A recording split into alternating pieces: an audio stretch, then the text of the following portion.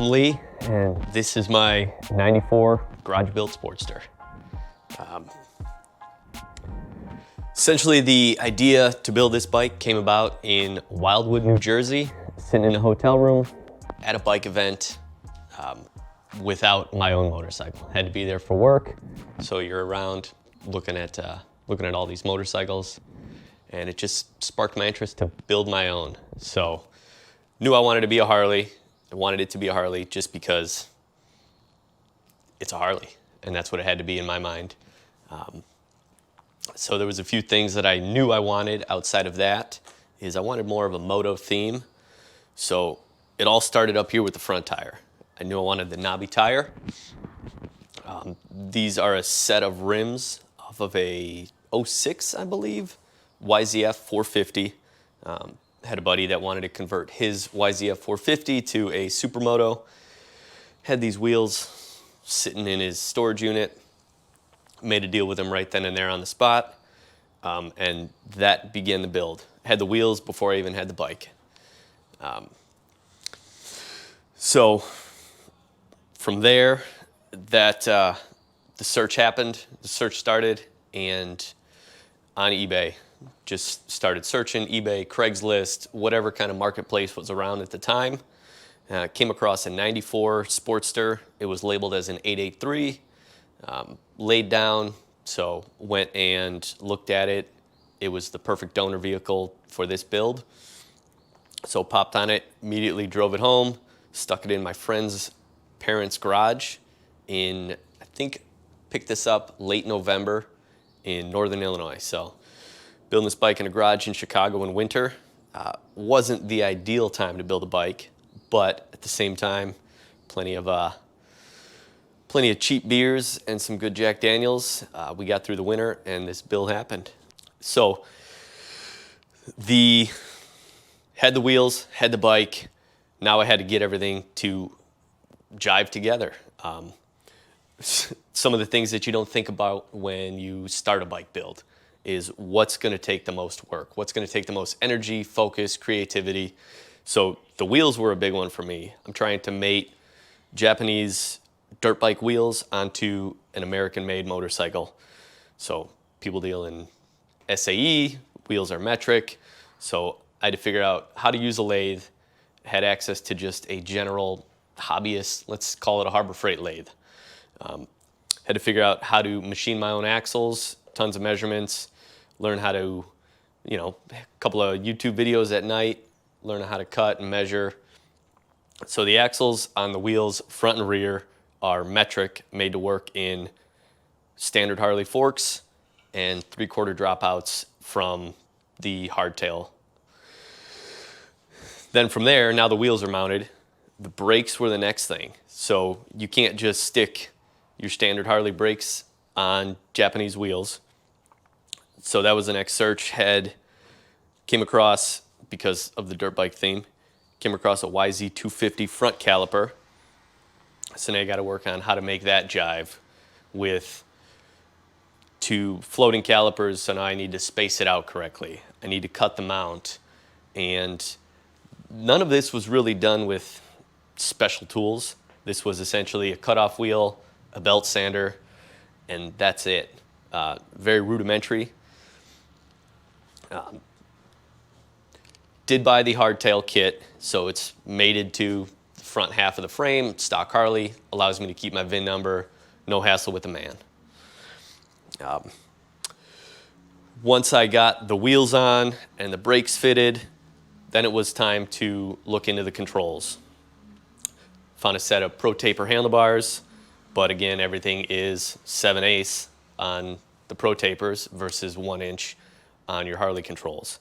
So now I'm getting into custom cables and trying to figure out how to make the standard clutch lever cable jive with a Japanese clutch. There's a lot of digging, a lot of internet research, and the information's out there. You just got to dig for it, find it, already have your vision in mind. Then with the rear fender was another thing. I'm running a tall, skinny rear tire. So most of your chopper fenders, so to speak, that you're going to get off the shelf are at least 5 inches wide. So now I have to search for what fender looks good on a 19-inch rear wheel running a skinny tire. This is only, I believe, a 110 rear wheel on the width. So, and trying to get everything to jive together with not being too skinny, not having a certain look. I still wanted it to be beefy. So I'm bending 7/8 bar, which kind of matches the 7/8 bar that you find in the front of the bike to carry it all the way through and have similar features. So these were a set of handlebars that just had the right bend. I was able to use the top half and the bend in them. Weld the seam on the top. Had to cut, bend some lugs for the rear fender stay mount. And then it came to, how am I going to mount the front of the fender? What looks right? What is going to be rigid enough and hold through the test of time? Because my main goal is to beat on this motorcycle. I want to take out, I want to rip it. This is no garage queen. This is no show bike. I never intended to enter it into any shows whatsoever. This was specifically built for me to go and rip around on. So what do I have laying around in the garage that I can use as a fender stay? Came across an old, it's at least 1.5 inch wrench that I was able to cut up and use as the fender stay. That way it adds a little bit of that garage built theme to it. I wasn't getting fancy. So able to use a wrench on the front fender stay. Bike does have a kicker, also made by Lead Sled Customs. One thing that they told me when I bought this was it will not work with mid controls. Well, I had to have mid controls on this bike. That's just the stance I wanted it. I wanted it to be aggressive when you sit on it. I don't want my feet out in front of me, you know, classic chopper style. So then I had to figure out, how am I gonna make the mid controls work with the kicker? So I ended up doing some more research on brakes. Came across a CBR 600 master cylinder and caliper. And where am I gonna mount this? How am I gonna mount this? I know it's gonna be strong enough and powerful enough to stop the bike, but I still need to have it mounted. Again, going back to the bin of parts and what's laying around the garage, I ended up finding an old BMX sprocket, and that is now my master brake stay. So got the bike up and running, ripped it for a little bit, minor tweaks, then realized it just didn't have the grunt that I wanted to go and beat around on it a little bit.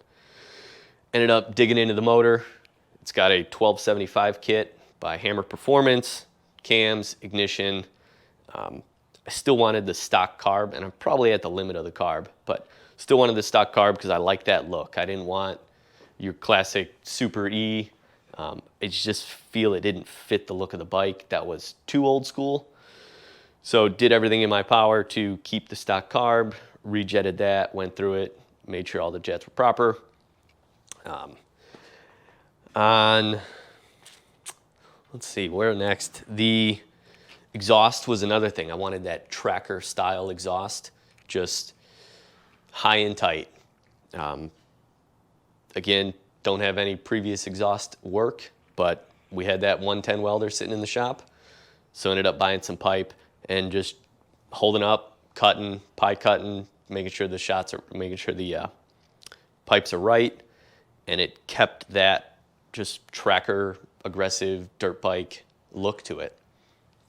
So with a garage build, and you know, maybe most people have a plan. I had ideas towards a plan, but I didn't have the full plan. So there's a handful of things that I bought several times because it wasn't right. So the fender being one of them. I think I'm on my 3rd fender and bought several different types, put them on, rode the bike. You know, as you're walking up, as you're walking out of the bar and you look at the bike, just something wasn't right about the fender. It wrapped around too much of the tire. It hid too much of the back. It wasn't clean enough for me. And one thing that I didn't want to do is just commit to my mistakes. So several different fenders until I found this the fender that's currently on there, just duckbill, rib down the center. Seat was another thing. You can do all the research in the world on a seat and you think you're spending the proper money on a seat, but there's a lot of garbage seats out there. So seat was another thing, 2 or 3 different seats before I found the one that made me feel comfortable enough to go and rip this bike around. There's obviously things that I would have done differently from the start. Now, knowing what I know, probably would have made an aluminum oil tank versus steel, but garage built, had a 110 welder, steel is what it was. But now I've been riding this bike 7 years and it hasn't let me down. I try and get on it once a week, walk out, hit the button, it fires up, and it is just something I can get rowdy on. I don't have to care. I don't have to worry about, oh, you know, it's an older iron head. That's one reason I went with the Evo. This bike, as soon as it fires up, you can take it to the rev limiter and just beat it up, and it has never let me down. It's a great time, and which also is one thing, one and done. This is the only bike that I've built, and I'm happy with it. Yeah, so if anyone has any questions, how I overcame the hurdles in the bike build, anything along those lines, just leave your questions in the comments below, and don't forget to like and subscribe to Stay Tuned Motor Co. Thanks, guys.